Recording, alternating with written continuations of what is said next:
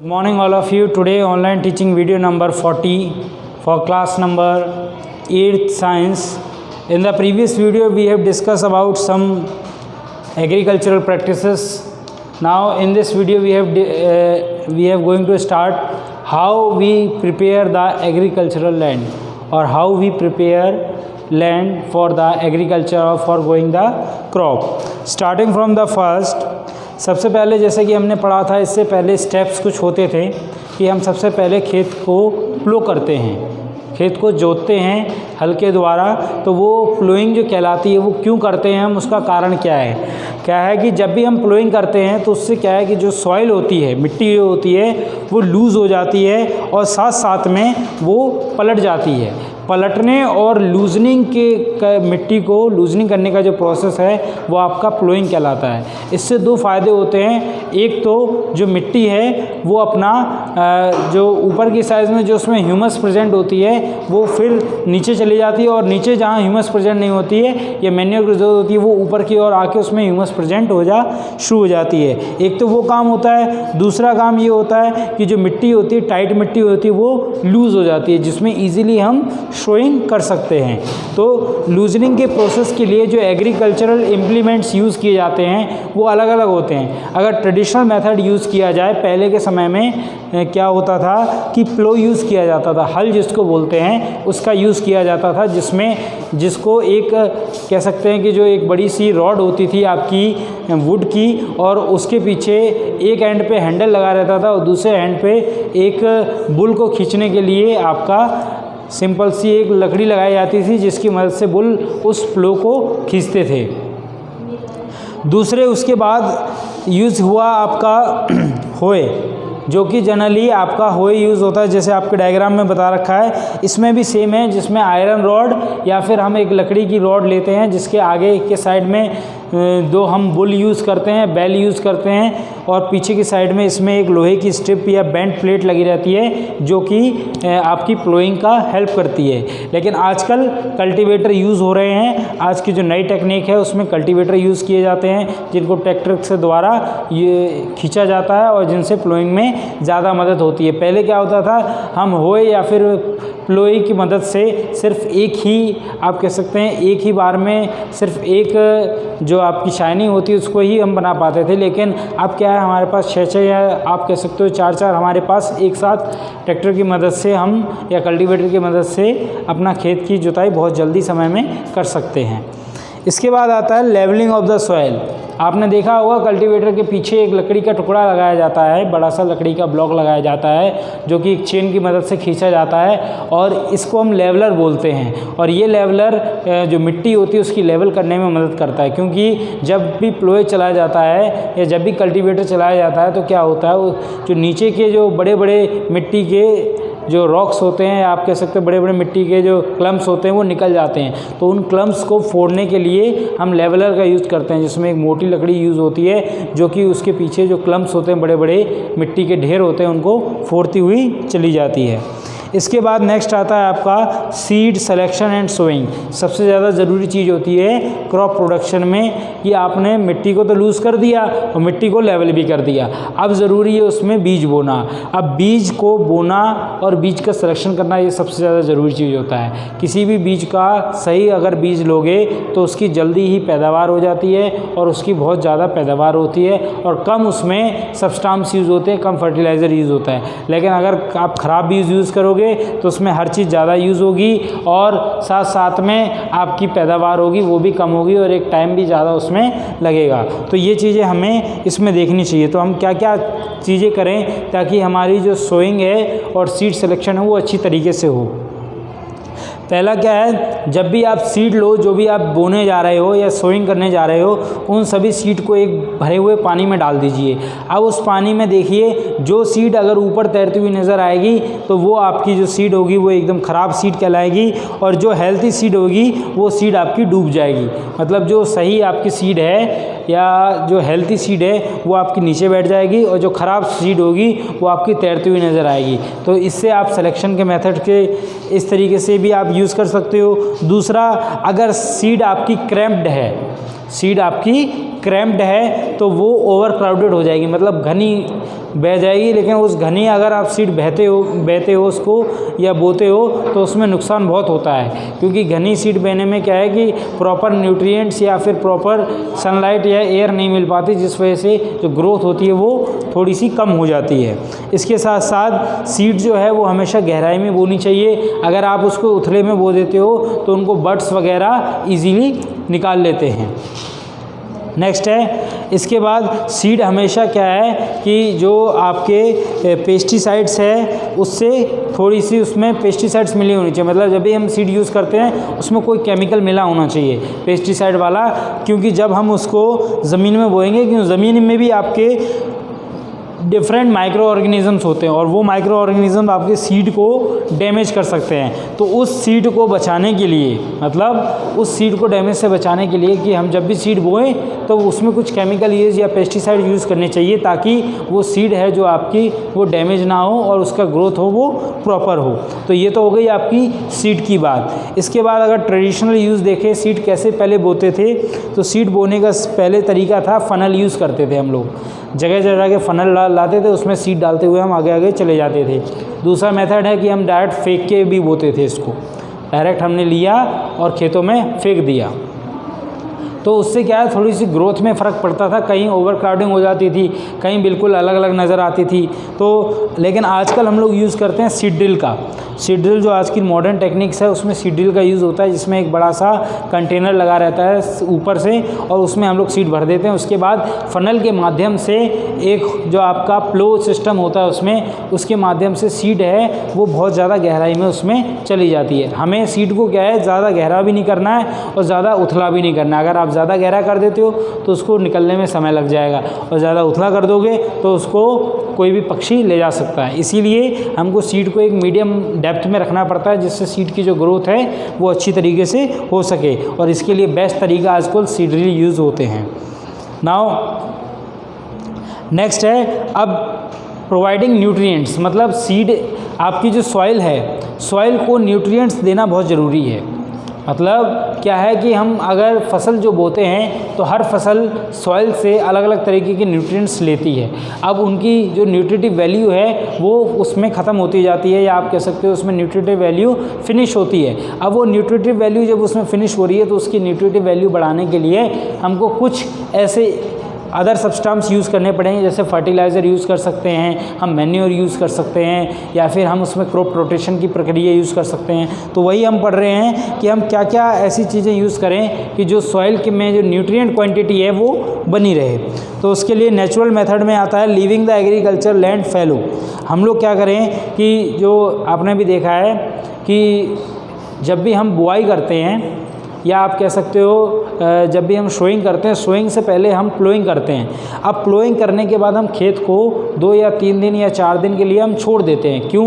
उससे क्या होता है कि जो जम्स होते हैं या छोटे छोटे इंसेक्ट वगैरह होते हैं, या आप कह सकते हो पत्ते वगैरह होते हैं, वो सब उसमें मिक्स हो जाते हैं और वो एक नेचुरल खाद बन जाती है, या नेचुरल मैन्योर बन जाती है। जैसे आजकल क्या होता है, जैसे अभी इस समय सीज़न चल रहा है रोटोवीटर का, तो रोटोवीटर में जनरली किस लिए चलाया जाता है कि जो अगर आपकी फसल सही नहीं है या आपकी फसल कट चुकी है, कटने के बाद हम लोग रोटोवीटर चलाते हैं। रोटोवीटर से क्या होता है कि जो अब अनयूज्ड पार्ट बच जाता है प्लांट का, जैसे लकड़ी वगैरह बच जाती है, हार्ड जो होती है, उसको उसी में खेत में उसको बिल्कुल अच्छी तरीके से काट के उस खेत में ही डाल दिया जाता है। तो मतलब वो खेत भी लेवल हो जाता है, उसमें मिट्टी भी लूज़ हो जाती है, साथ साथ में जो आपकी जो वेस्ट प्रोडक्ट बच गया था प्लांट का, जो लकड़ी वगैरह रह गई थी, वो भी उसके अंदर मिक्स हो जाती है, और वो लकड़ी धीरे धीरे क्या होंगी, डैमेज होंगी, और वो लकड़ी डैमेज होंगी तो सिंपल सी चीज़ें जो न्यूट्रिशन वैल्यू उसके अंदर प्रेजेंट थी वो दोबारा से सॉइल में मिल जाएंगी। तो एक मैन्योर का काम वो लकड़ियाँ करेंगी। तो एक तो काम ये हो गया। दूसरा काम आता है आपका मिक्स्ड क्रॉप। हमें मिक्स्ड क्रॉप करनी चाहिए, मतलब सभी क्रॉप्स का एक मिक्सचर हमें करना चाहिए, या आप कह सकते हो मतलब एक सीज़न में हमें उसमें ज़रूरी है कि आपको लेग्यूमिनस क्रॉप, हमने आपको बताई थी लेग्यूमिनस क्रॉप, जैसे कि मटर हो गई आपकी, ये लेग्यूमिनस क्रॉप है, दाल वगैरह हो गई, ये भी लेग्यूमिनस क्रॉप है। तो हमें क्या है कि ये दाल हो गई या मटर हो गई, इसको हमें खेत में साल में एक बार ज़रूर उगाना चाहिए। इससे क्या है कि आपकी जो नाइट्रोजन फिक्सिंग की जो प्रॉपर्टी है जो सॉइल की वो बनी रहती है, क्योंकि इसमें इनकी लेग्यूमिनस रूट्स में जो लेग्यूमिनस प्लांट होते हैं उनकी रूट्स में आपका राइजोबियम नाम का बैक्टीरिया प्रेजेंट होता है जो कि नाइट्रोजन फिक्सेशन करने में मदद करता है। इसीलिए हमारी सॉइल की जो नाइट्रीफाइंग क्वालिटी है वो बनी रहे, उसके लिए हमें ऐसी जो आपकी लेग्यूमिनस प्लांट है उनका ग्रोथ करना बहुत ज़रूरी होता है। इसके बाद क्रॉप रोटेशन, ये बहुत ज़रूरी है। क्रॉप रोटेशन हमें बहुत ज़रूरी होता है। जैसे अगर आप गेहूँ उगा रहे हो या चावल उगा रहे हो तो वहाँ पे नाइट्रोजन सबसे ज़्यादा यूज़ की जाती है सॉइल से गेहूँ और चावल की फसल द्वारा। सो वहाँ पे लेग्यूमिनस प्लांट हमें ज़रूर उगाने चाहिए, ठीक है। इसके साथ साथ अगर आप वहाँ पे क्या है कि ऐसी क्रॉप लगाइए जिससे न्यूट्रिशन वैल्यू बनी रहे। जैसे मान के चलिए आपने एक बार कोई फसल बोई, उसने सारी कार्बोहाइड्रेट या आप कह सकते हो सारे कैल्शियम या फॉस्फोट या नाइट्रोजन वैल्यू सारे निकाल ली, फिर आपने वही फसल दोबारा बो दी, तो आप क्या जो सॉइल है उसके पास वो न्यूट्रिटिव वैल्यू बची नहीं, तो सिंपल सी चीज़ है अगली जो क्रॉप होगी आपकी वो डैमेज होगी या फिर आपकी जो क्रॉप होगी उसकी यील्डिंग होगी वो कम होगी। इसलिए हमें अलग अलग तरीके की क्रॉप लगानी चाहिए ताकि जो हमारी सॉइल की न्यूट्रिटिव वैल्यू है या न्यूट्रिएंट्स हैं उनमें वो बनी रहे। इसके बाद नेक्स्ट है आपका मैन्योर एडिंग। हम उसमें मैन्योर ऐड कर सकते हैं। मैन्योर क्या होता है? मैन्योर एक ऑर्गेनिक सब्सटेंस है जिसको हम एनिमल वेस्ट से या फिर प्लांट वेस्ट से बनाते हैं। जैसे गांव में क्या होता है, बारिश के समय में जो गाय का गोबर होता है उसको एक जगह पे इकट्ठा कर लेते हैं, क्योंकि उस समय हम लोग उसका यूज़ भी नहीं कर सकते। जो उससे जो कंडे बनाए जाते हैं वो भी नहीं कर सकते, क्योंकि बारिश के मौसम में वो सूखते नहीं हैं। इसीलिए हम क्या करते हैं, उसको गोबर को एक जगह इकट्ठा कर देते हैं। जो कावडंग होता है उसको एक जगह इकट्ठा कर देते हैं, और जब सर्दियों का मौसम आता है या जब हमें नेक्स्ट फसल जो लगानी होती है रबी क्रॉप, तब हम उस समय उस गोबर को लेके पूरा उसको खेत में डाल देते हैं ताकि वो एक मैन्योर के रूप में काम करता है। नेक्स्ट आता है आपका वर्मी कंपोस्टिंग। वर्मी कंपोस्टिंग एक तरीके का कंपोस्ट है जो कि आपके अर्थवॉर्म से बनाया जाता है। अर्थवॉर्म किसी भी जो आपका प्रोडक्ट होता है ऑर्गेनिक प्रोडक्ट, उसको कंपोस्ट में कन्वर्ट कर देता है, मैन्योर में कन्वर्ट कर देता है, और यही मैन्योर फिर हम अपने फील्ड वगैरह में यूज़ करते हैं। इसीलिए जो अर्थवॉर्म है उसको फार्मर फ्रेंड भी बोलते हैं हम लोग। याद रखना कि जो किसान का दोस्त है उसको अर्थवॉर्म को भी कहा जाता है। नेक्स्ट आता है एडवांटेज ऑफ मैन्योर। मैन्योर के फ़ायदे क्या क्या होते हैं? मैन्योर के फ़ायदे क्या हैं? पहली तो ये सॉइल की आपकी फर्टिलिटी, मतलब सॉइल की जो उपजाऊपन होती है उसको बढ़ा देता है। दूसरा, उसकी वाटर होल्डिंग कैपेसिटी बढ़ा देता है सॉइल की।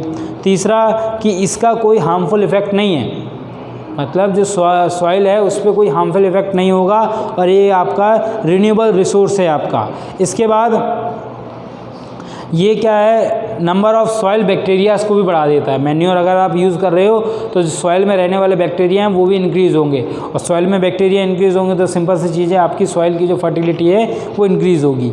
इसके बाद है it maintain the pH of the soil, और ये सॉइल की जो पीएच होती है उसको बनाए रखता है और किसी तरीके से सॉइल पॉल्यूशन नहीं फैलाता है। लेकिन अगर इसी की जगह आप फर्टिलाइज़र यूज़ करोगे, जैसे हम आगे पढ़ेंगे इसमें, वो अगर यूज़ कर रहे हो तो सिंपल सी चीज़ है उसकी सॉइल की फर्टिलिटी बिगड़ जाएगी, क्योंकि हम उसमें केमिकल यूज़ कर रहे हैं, और वो केमिकल क्या होता है, आपकी सॉइल को पॉल्यूटेड भी करेंगे और साथ साथ में उसकी पीएच भी आपकी चेंज कर देंगे। सो नेक्स्ट है आपका एडिंग फर्टिलाइज़र। अगर आप फर्टिलाइज़र यूज़ कर रहे हो तो क्या होगा? Fertilizer are the chemical substance which are the high content of particular nutrients. अब जैसे हम मैन्योर यूज़ कर रहे हैं तो मैन्योर का डिसएडवांटेज रह गया। मैन्योर का डिसएडवांटेज एक तो ये होता है कि हमें मैन्योर जो चाहिए होता है वो एक बहुत लार्ज क्वांटिटी में चाहिए होता है। अगर आपके पास लार्ज क्वांटिटी में मैन्योर होगा तभी वो ज़्यादा फसल को फ़ायदा दे पाएगा, वरना नहीं दे पाएगा। दूसरी चीज़, मैन्योर कोई स्पेसिफिक न्यूट्रिएंट्स के लिए नहीं होता है। जैसे मान के चलिए आपके खेत में से नाइट्रोजन की वैल्यू ख़त्म हो गई है या आपके खेत में पोटेशियम की वैल्यू ख़त्म हो गई है, तो मैन्योर ये डिसाइड नहीं करेगा कि हमारे पास क्या है, नाइट्रोजन है। उसके पास कोई भी न्यूट्रिएंट हो सकता है, लेकिन आपको नाइट्रोजन चाहिए तो वो आपकी मैन्योर से कंप्लीट नहीं हो सकता, क्योंकि आपकी नाइट्रोजन की डिमांड तो वो किसी और चीज़ से आपको कंप्लीट करने लगेगी, और अगर उस चीज़ को कंप्लीट करना है तो आपको फर्टिलाइज़र यूज़ करना पड़ता है। फर्टिलाइज़र जो मिलते हैं वो क्या होते हैं, स्पेसिफिक न्यूट्रिएंट्स होते हैं, मतलब जिस न्यूट्रिएंट्स की आपकी कमी है उसी न्यूट्रिएंट्स का आपका फर्टिलाइज़र मिल जाएगा, वही खेत में डालिए आप, उसकी वैल्यू आपको मिल जाएगी और उसी तरीके की फसल आपकी अच्छी होगी। एक तो फर्टिलाइज़र का ये फ़ायदा है। दूसरी चीज़, इसके बाद इसमें जो सॉइल की फर्टिलिटी होती है वो मैन्योर की फर्टिलिटी से ज़्यादा होती है, मतलब मैन्योर डालेंगे तो जो फर्टिलिटी होती है उससे कई ज़्यादा फर्टिलिटी आपकी फर्टिलाइज़र यूज़ करने से मिलती है। अब इसमें कई आपके दे रखे हैं यहाँ पे फर्टिलाइज़र, जैसे NPK टाइप है, नाइट्रोजन फॉस्फोरस पोटेशियम टाइप का मिलता है, यूरिया है, एमोनियम नाइट्रेट है, पोटेशियम क्लोराइड है, नाइट्रोफॉस्फेट है, आपका एमोनियम फॉस्फेट है, पोटेशियम सल्फेट है। तो ये कई तरीके के जो आपके फर्टिलाइज़र हैं जो यूज़ होते हैं। इनमें सब, जैसे अमोनिया है, अमोनिया आपका नाइट्रोजन फिक्सेशन करेगा, पोटेशियम है वो पोटेशियम न्यूट्रिएंट्स प्रोवाइड करेगा, इसी तरीके से यूरिया है, नाइट्रोफॉस्फेट है। तो ये क्या है, स्पेसिफिक न्यूट्रिएंट्स हैं, आपके पर्टिकुलर टाइप के जो न्यूट्रिएंट्स हैं आपको वो प्रोवाइड कराएंगे। इसके बाद है आपका एडवांटेज ऑफ फर्टिलाइज़र। फर्टिलाइज़र का एडवांटेज, पहला एडवांटेज, आप छोटी सी क्वांटिटी भी डालोगे फर्टिलाइज़र की तो वो भी आपको बहुत फ़ायदा देगी। दूसरा एडवांटेज, ये पर्टिकुलर न्यूट्रिएंट्स के लिए बना होता है, मतलब कोई स्पेसिफिक न्यूट्रिएंट्स है उसके लिए बना होता है। अगर आपके में नाइट्रोजन की कमी है तो नाइट्रोजन वाला फर्स्ट फर्टिलाइज़र डाल दीजिए, फॉस्फोरस की कमी है तो फॉस्फोरस वाला फर्टिलाइज़र आप यूज़ कर सकते हो। तीसरी चीज़, it generate high yield of the crop. इससे जो आपकी क्रॉप की जो यील्डिंग होती है, मतलब उपज होती है, या आप कह सकते हो जो आपका जो क्रॉप का प्रोडक्शन होगा वो भी ज़्यादा होगा। इसके बाद it is easy to store and transport. इसको हम कई छोटी सी जगह पे भी स्टोर कर सकते हैं और आराम से ले जा सकते हैं। जैसे आप देखते हो बोरियों में भर के आता है आपका फर्टिलाइज़र, तो इजीली कर सकते हैं। लेकिन जहाँ अगर मैन्योर की बात करें तो हमें एक ट्रैक्टर ट्रॉली की ज़रूरत पड़ती है इस पूरे से गोबर को ले जाने में खेत तक। नेक्स्ट है आपका डिसएडवांटेज ऑफ फर्टिलाइज़र। अब इसका गलत इफ़ेक्ट क्या है या डिसएडवांटेज क्या है इसका, तो पहला, ये महंगा मिलता है। पहला एडवांटेज, डिसएडवांटेज क्या हो गया, ये चीज़ महंगी मिलती है। दूसरा डिसएडवांटेज क्या हो गया कि अगर आप ज़्यादा यूज़ कर रहे हो, अगर आप केमिकल फर्टिलाइज़र ज़्यादा यूज़ कर रहे हो तो आपकी मिट्टी क्या हो जाएगी, वो एसिडिक हो जाएगी, ठीक है। और अगर आप फर्टिलाइज़र यूज़ कर रहे हो बहुत ज़्यादा तो उससे क्या होता है, fertiliser exhaust energy resource use in manufacture. जब भी फर्टिलाइज़र बनाते हैं तो हम पेट्रोल या फिर आपके जो कोल वगैरह है उनको यूज़ करते हैं। अब पेट्रोल और कोल वगैरह आप यूज़ कर रहे हो तो सिंपल सी चीज़ है, पेट्रोल और कोल हमारा ख़त्म होगा क्योंकि वो एक्सटिंग्विशेबल आपके प्रोडक्ट्स हैं, वो ख़त्म हो सकते हैं बहुत जल्दी, एग्जॉस्टेबल हैं। तो हमें फर्टिलाइज़र का कम यूज़ करेंगे तो वो कम यूज़ होंगे। तीसरी चीज़, production of fertilizer causing pollution. अगर आप फर्टिलाइज़र प्रोड्यूस कर रहे हो तो उसके साथ एक तो उसमें एयर पॉल्यूशन होगा, दूसरा आपका सॉइल पॉल्यूशन देखने के लिए मिलेगा। इसके बाद fertilizer have harmful effect on human when unwashed vegetable और फ्रूट। अगर आपने फर्टिलाइज़र खेत में यूज़ किया है और अगर उसमें से कोई फ्रूट या आपके वेजिटेबल्स वहाँ से निकल रहे हैं, अगर आप वो यूज़ कर रहे हो बिना धोए तो वो भी आपको नुकसान दे सकते हैं। तो ये आपके फर्टिलाइज़र्स के यूज़ बता दिए। अब हम अपनी नेक्स्ट वीडियो में इरिगेशंस के बारे में जानेंगे, किस तरीके से हम पानी लगाते हैं या किस तरीके से कौन कौन से मेथड हम यूज़ करते हैं पानी लगाने के लिए। आप कंटिन्यूसली इसको स्टडी में रखिए, ये पॉइंट्स पढ़ते रहिए, इन्हीं में से आपके कुछ क्वेश्चंस बन सकते हैं। Thank you and have a nice day.